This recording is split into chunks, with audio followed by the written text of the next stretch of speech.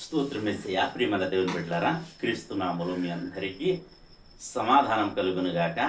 ఆమేన్. ప్రతి దినము దేవుని వాగ్దానం అని ఆత్మీయ చక్కటి కార్యక్రమంలో మిమ్మల్ని ప్రేమపూర్వకంగా ఆహ్వానిస్తున్నాను. దేవుని బిడ్డలారా, ఎలా ఉన్నారు? బాగున్నారా? ఉదయాన్నే లేచారా?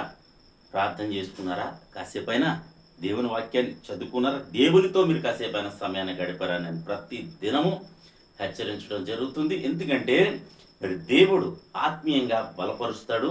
మరి నీ భక్తి జీవితాన్ని, మరి నీ విశ్వాసాన్ని మరి పెంపొందిస్తాడు. తద్వారా అనేకమైన అద్భుతములు నీ జీవితంలో, మరి కార్యాలు నీ జీవితంలో చూడగలవు అని నీకు తెలియజేస్తూ ప్రతి దినము దేవుని వాగ్దానం అని ఆత్మీయ చక్కటి కార్యక్రమంలో వాగ్దానాన్ని చదువుతున్నాను. కీర్తన గ్రంథము 40వ అధ్యాయం 2వ వచనం. నాశనకరమైన గుంటలో నుండి, జగటగల దొంగ ఊబిలో నుండి ఆయన నన్ను పైకెత్తెను. నా పాదములు బండ మీద నిలిపి నా అడుగులు స్థిరపరచును. దేవునికి స్తోత్రం. ఎప్పుడైతే నీవు దేవునికి దగ్గరగా జీవించడానికి, దేవునితో మరి సహనముతో కనిపెట్టి ఆయన సన్నిధిలో నువ్వు ఎప్పుడైతే ప్రార్థన చేస్తావో, మరి నిన్ను నాశనకరమైన ఊబిలోంచి, గుంటలో నుంచి నిన్ను విడిపిస్తాడు. ప్రతి పాప బంధకాల నుంచి, శాప బంధకాల నుంచి దేవుడు నిన్ను విడిపించి మరి నిన్ను మరి స్థిరపరుస్తాడని వాగ్దానం చేస్తున్నాడు. గనక నీ అడుగులు ఏమంటాడంటే, నా అడుగులు స్థిరపరిచేను. నా పాదములు బండ అంటే క్రీస్తు అనే బండ మీద నిలిపి మరి నీ అడుగులు మరి స్థిరపరుస్తానని దేవుడు వాగ్దానం చేస్తున్నాడు. గనక మన అడుగులు స్థిరపరచడమే కాదు, మన జీవితం, మన ప్రవర్తన, మన యొక్క నడవడికి సమస్తమును దేవుడు స్థిరపరుస్తాడు. కనుక ప్రతి ఒక్కరూ ఆయన సన్నిధిని సహనముతో కనిపెట్టేవారిగా ప్రతి ఒక్కరు ఉండి విశ్వాసములో ముందుకు సాగాలని తెలియజేస్తూ దేవుడి మాటలు దీవించునుగాక.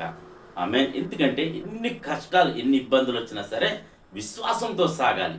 అదే మరి నీ యొక్క సహనానికి పరీక్ష. గనక ప్రతి ఒక్కరూ విషయాన్ని తెలుసుకోవాలని మరొకసారి తెలియజేస్తూ దేవుడి మాటలు దీవించునుగాక.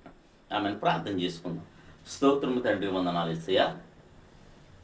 ప్రతి దినము దేవుని వాగ్దానం అని ఆత్మీయ చక్కటి కార్యక్రమంలో ఇస్తున్న వాగ్దానం బట్టి స్తోత్రాలు.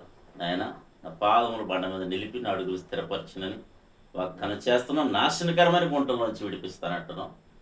తండ్రి, నీ కృపకి మమ్మల్ని చెప్పుకుంటూ ఎంతమంది ప్రజలు ఏ అవసరతలతో ఉన్నారో వారందరి జీవితాలను మీరు స్థిరపరచమని, బలపరచమని, నీ కృపతో నింపమని, నీ మెండైన దీవెనల ఆశీర్వాదాలతో నింపి వారిని విడిపించమని ప్రభా, నీ దక్షిణ హస్తముతో నేను వారిని ఆదుకునమని ప్రార్థిస్తున్నాను.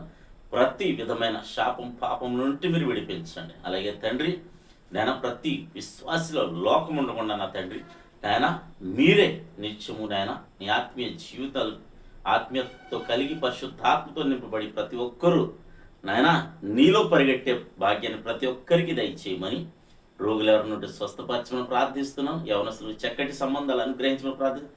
గర్భఫలం లేని గర్భఫలాలు నా తండ్రి, ఉద్యోగాలు లేని బిడ్డలకు ఉద్యోగాలు, చదువుకున్న బిడ్డలకి నేను మరలా స్కూల్స్ రీఓపెన్ అయినాయి తండ్రి.